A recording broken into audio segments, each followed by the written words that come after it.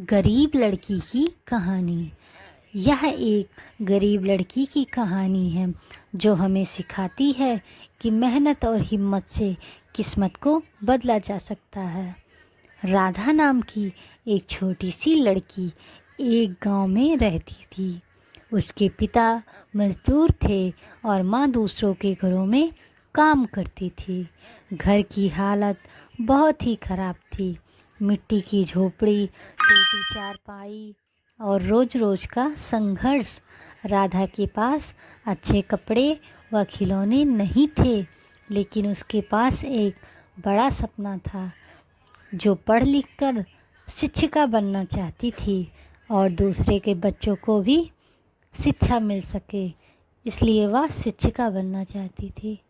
हर सुबह राधा स्कूल जाने से पहले अपनी माँ की मदद करती थी, जैसे पानी भरना, बर्तन धोना, छोटे भाइयों को तैयार करना।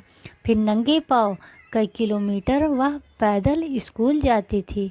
कई बार भूखी पेट भी वह स्कूल जाती थी, लेकिन उसकी आँखों में हमेशा उम्मीद रहती थी कि उसके शिक्षक उसकी लगन देखकर अक्सर कहते थे कि राधा, तू एक दिन कुछ बड़ा करके दिखाएगी। एक दिन गांव में तेज बारिश हो रही थी, जिससे उसका घर गिर गया। परिवार के पास रहने की जगह नहीं थी। राधा को स्कूल छोड़कर काम करने की सलाह दी गई ताकि घर चल सके, पर उसने हार नहीं मानी।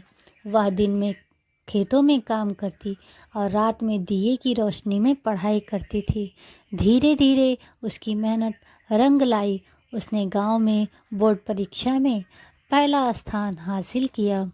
गांव के लोगों ने उसकी तारीफ की और एक सामाजिक संस्था ने उसकी आगे की पढ़ाई का खर्च उठाने का वादा किया। शहर जाकर उसने कॉलेज में दाखिला लिया और पढ़ाई को पूरी किया।